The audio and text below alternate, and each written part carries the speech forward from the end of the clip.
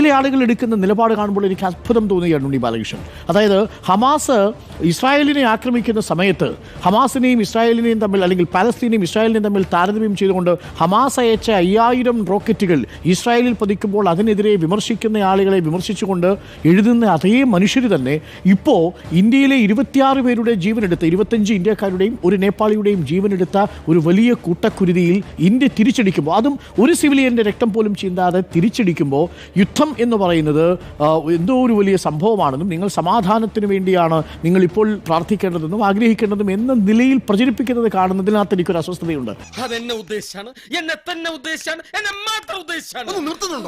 കാരണം ഈ സമയത്ത് നമ്മൾ ആരും യുദ്ധത്തിനോടൊപ്പമല്ല, പക്ഷേ സൈന്യത്തോടൊപ്പമാണ്.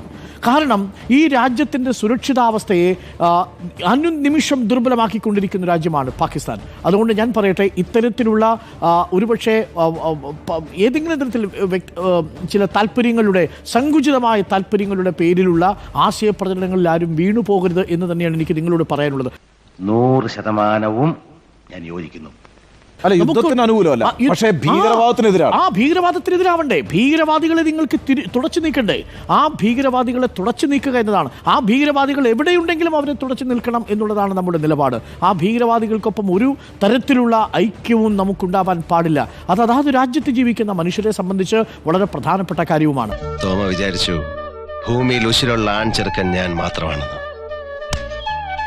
അല്ല, ഇപ്പോൾ സോഷ്യൽ മീഡിയയിലൊക്കെ 2 തരം ചർച്ചകൾ നടക്കുന്നുണ്ട്. ഒന്ന്, യുദ്ധം നമുക്ക് അവസാനിപ്പിച്ചേ മതിയാകൂ എന്ന മട്ടിലുള്ള വലിയ സാമൂഹിക പ്രചരണം നടക്കുന്നുണ്ട്. നമ്മളെല്ലാം ആരും യുദ്ധത്തിന് അനുകൂലിക്കുന്ന മനുഷ്യരല്ലല്ലോ. യുദ്ധം ഒരു നാടിന് കൊണ്ടുവരുന്ന സമാധാനമില്ലായ്മ എന്താണ് എന്നുള്ളത് നമ്മൾ എത്രയോ തവണ വായിച്ചറിഞ്ഞിട്ടുള്ളതാണ്, പഠിച്ചറിഞ്ഞിട്ടുള്ളതാണ്. പക്ഷേ പ്രശ്നം അതെന്താണ്?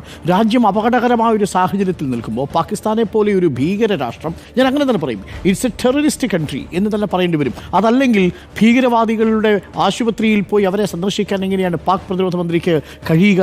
അതുകൊണ്ട് പാകിസ്ഥാനെ പോലെ ഒരു ടെററിസ്റ്റ് കൺട്രിക്ക് ഇന്ത്യയിലെ ജനങ്ങളുടെ ജീവിതം അരക്ഷിതമാക്കാൻ കഴിയുന്ന ഒരു സാഹചര്യത്തിൽ സമാധാനത്തെക്കുറിച്ചും യുദ്ധമില്ലായ്മയെക്കുറിച്ചും നമുക്ക് സംസാരിക്കാം. പക്ഷേ അതൊരു വലിയ ഈ നിമിഷത്തെ ഏറ്റവും പ്രധാനപ്പെട്ട ആവശ്യമാണ് എന്ന് നമുക്ക് പറയാൻ കഴിയില്ല.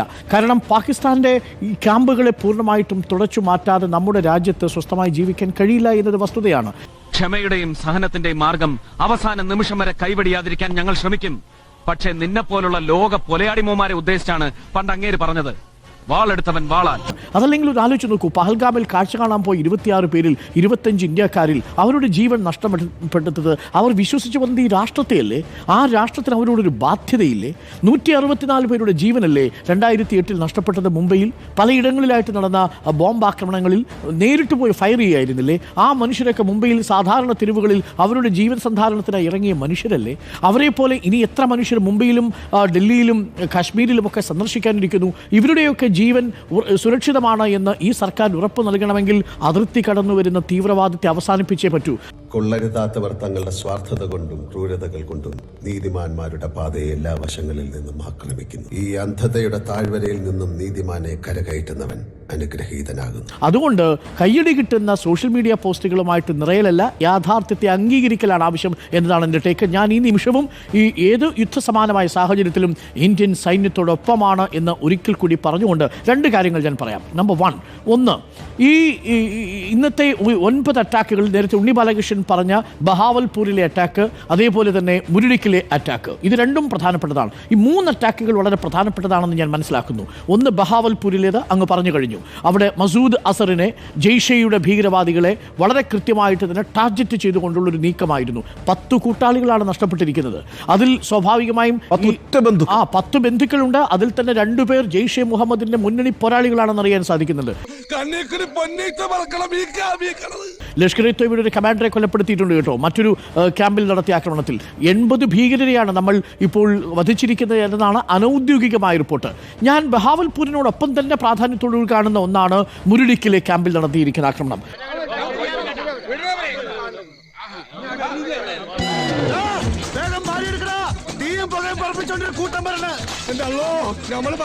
ഇന്ത്യയുടെ മണ്ണിൽ ഇന്ത്യയിലെ ആളുകൾക്ക് സുരക്ഷിതമായി ജീവിക്കാനുള്ള സാഹചര്യം ഒരുക്കുക എന്ന് പറയുന്നത് ഒരു സർക്കാരിന്റെ പ്രാഥമികവും പ്രഥമവുമായ ഉത്തരവാദിത്വമാണ്. ആ ഉത്തരവാദിത്വം നിർവഹിക്കാനാണ് നമുക്ക് 3 സേനാ വിഭാഗങ്ങളുള്ളത്. അപ്പോൾ നിശ്ചയമായും ഇന്ത്യൻ പൗരന്മാരുടെ സുരക്ഷ ഉറപ്പാക്കാൻ ബാധ്യതപ്പെട്ടൊരു സർക്കാരിന് ഇത്തരത്തിലുള്ള ആക്രമണങ്ങൾക്ക് മുമ്പിൽ കൈയും കെട്ടി നിശബ്ദരായി നിൽക്കാൻ കഴിയില്ല. ഇന്നിപ്പോൾ എന്താ സംഭവിച്ചിരിക്കുന്നത്? ഇന്ന് നമ്മൾ വളരെ കൃത്യമായ ചില ആക്രമണങ്ങൾ നടത്തിയിട്ടുണ്ട് അല്ലേ?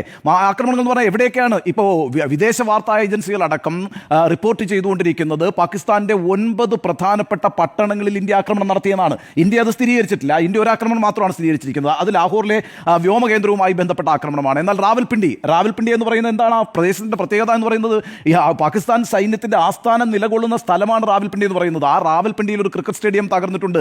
റാവൽപിണ്ടിയിൽ മാത്രമല്ലല്ലോ, കറാച്ചിയിലും ലാഹോറിലും ഒക്കെ ഇന്ന് ഡ്രോൺ അറ്റാക്കുകൾ ഉണ്ടായിട്ടുണ്ട്. ഈ ഡ്രോൺ അറ്റാക്കുകളെല്ലാം തന്നെ ഇന്ത്യ ആസൂത്രണം ചെയ്തതാണെന്ന് പറഞ്ഞിരിക്കുന്നത് പാകിസ്ഥാന്റെ മിലിറ്ററി വക്താവാണ്. അദ്ദേഹം പറഞ്ഞത് 25ഓളം ഡ്രോണുകളാണ് പാകിസ്ഥാന്റെ ആകാശത്ത് പറന്ന് നടന്ന് ഈ ആക്രമണം വിതച്ചത്. ഞങ്ങൾ 25 ഡ്രോണുകളെയും ഷോട്ട് ഡൗൺ ചെയ്തിട്ടുണ്ട്. ആ ഡ്രോണുകളെല്ലാം ഇസ്രായേലി നിർമ്മിതമാണ് എന്നും പറഞ്ഞിട്ടുണ്ട്. ഏതായാലും ഇന്ത്യ അത് സ്ഥിരീകരിച്ചിട്ടില്ല. പക്ഷേ ഒരു പ്രധാനപ്പെട്ട പ്രശ്നം എന്ന് പറഞ്ഞാൽ ഓപ്പറേഷൻ സിന്ദൂർ കണ്ടിന്യൂ ചെയ്യുന്നു എന്നുള്ളത് തന്നെയാണ്. അതായത് 9 പ്രധാനപ്പെട്ട ഭീകര കേന്ദ്രങ്ങളെ ആക്രമിച്ച് 100ഓളം ഭീകരരെ കൊന്നു എന്ന് വെളിപ്പെടുത്തിയത് രാജ്യത്തിന്റെ പ്രതിരോധ മന്ത്രിയായിട്ടുള്ള രാജ്നാഥ് സിംഗ് തന്നെയാണ്. ഒരു സിവിലിയനെ പോലും നമ്മൾ കൊന്നിട്ടില്ല. നമ്മൾ ഇതുവരെ ഒരു കണക്ക് പറഞ്ഞിട്ടുണ്ടായിരുന്നില്ല. പക്ഷേ ഇന്ന് സർവകക്ഷി സമ്മേളനത്തിൽ വളരെ വ്യക്തമായി രാജ്നാഥ് സിംഗ് പറഞ്ഞിരിക്കുന്നു, ഇന്ത്യൻ രാഷ്ട്രീയ നേതൃത്വത്തോട് പറഞ്ഞിരിക്കുന്നു, ഇന്ത്യൻ ജനങ്ങളോട് പറഞ്ഞിരിക്കുന്നു, നോക്കൂ 100ലേറെ ടെററിസ്റ്റുകളെയാണ് ഇന്ത്യ ഈ 9 ടെറർ ക്യാമ്പുകളെ അറ്റാക്ക് ചെയ്യുന്ന വഴി ഇല്ലാതാക്കിയിരിക്കുന്നത്. എന്നെ സംബന്ധിച്ചിടത്തോളം ഇന്ന് വളരെ പ്രധാനപ്പെട്ട വാർത്തയായിട്ട് ഞാൻ കാണുന്നുണ്ടല്ലോ ഈ ജെയ്ഷെ മുഹമ്മദിന്റെ അബ്ദുൾ റൌഫ് അസറിന്റെ കൊലപാതകമാണ്. അതൊരു ചെറിയ കാര്യമല്ല. അതിനാൽ എന്റെ സഹോദരങ്ങളെ വിഷം കുത്തി നശിപ്പിക്കാൻ തുനിയുന്നവർ ആരായാലും അവരുടെ മേൽ അശനിപാതം പോലെ ഞാൻ പ്രഹരമേൽപ്പിക്കും. 26 വർഷങ്ങൾക്ക് ശേഷം ഇന്ത്യ തിരിച്ചടിച്ചിരിക്കുന്നു. കാരണം നോക്കൂ, നമ്മൾ പല സമയത്തും പാകിസ്ഥാന് നൽകിയിട്ടുള്ള വാർണിംഗ് എന്താണ്? ഈ ഭീകരരെ പിടിച്ച് കൈമാറണം എന്നാണ്. നമ്മൾ കൃത്യമായ മെച്യൂർ ഡെമോക്രസിയാണെന്ന്. ഇന്ത്യ ഒരു റെസ്പോൺസിബിൾ കൺട്രിയാണ്. ഇന്ത്യ ഒരിക്കലും ഒരു അരാജകത്വത്തിനും പോകുന്ന രാജ്യമല്ല. നേരിട്ട് അങ്ങോട്ട് കയറി ഒരു രാജ്യത്തെ ആക്രമിച്ച് കളയാം, അവിടുത്തെ നിഷ്കളങ്കരായ നിരപരാധികളായിട്ടുള്ള മനുഷ്യരെ കൊന്നുകളയാം, അങ്ങനെ ഒരു രാജ്യത്തെ ഇല്ലാതാക്കി കളയാം എന്ന് പറയുന്നത് ഇന്ത്യയുടെ പദ്ധതിയല്ല. 100% ഞാൻ യോജിക്കുന്നു. തുടരും. ഈ ഓപ്പറേഷൻ സിന്ദൂർ തുടരും. നിങ്ങൾ ആക്രമണം അവസാനിപ്പിച്ചില്ല എങ്കിൽ വീണ്ടും ഈ ആക്രമണം തുടരുക തന്നെ ചെയ്യുമെന്നുള്ള മുന്നറിയിപ്പാണ് നൽകിയിരിക്കുന്നത്. ആ അർത്ഥത്തിൽ ഇന്ത്യയുടെ മൂവ് എല്ലാം വളരെ കാൽക്കുലേറ്റഡ് ആണ്, പ്രിസൈസ് ആണ്, മെഷേർഡ് ആണ്, കൺട്രോൾഡ് ആണ്. ഒരു സംശയവും വേണ്ട. ഇന്ത്യ ഈ യുദ്ധത്തിൽ വലിയൊരു മുന്നേറ്റം നടത്തി കഴിഞ്ഞിരിക്കുന്നു. ആത്മവിശ്വാസം തകർന്നൊരു പാകിസ്ഥാനാണ്. ഈ അന്തം വിട്ട പ്രതി എന്തും ചെയ്യുമെന്ന് നാട്ടിൽ പറയുന്ന പോലുള്ള അവസ്ഥയിലാണ് പാകിസ്ഥാൻ ഇപ്പോൾ ഉള്ളത്. അതുകൊണ്ട് പാകിസ്ഥാന്റെ രാഷ്ട്രീയ നേതൃത്വം നിർണായകമായൊരു തീരുമാനമെടുക്കേണ്ടതുണ്ട്. ഇത് ഇവിടെ അവസാനിപ്പിക്കേണ്ടതുണ്ട്. ആ അവസാനിപ്പിച്ചില്ലെങ്കിൽ ഏറ്റവും വലിയ നഷ്ടമുണ്ടാകാൻ പോകുന്നത് പാകിസ്ഥാനായിരിക്കുമെന്ന കാര്യത്തിൽ ഒരു സംശയവുമില്ല. സാറേ ജോർജ്, മരിപ്പിനുള്ള വടയും ചായ ഞാൻ തരുന്നുണ്ട്.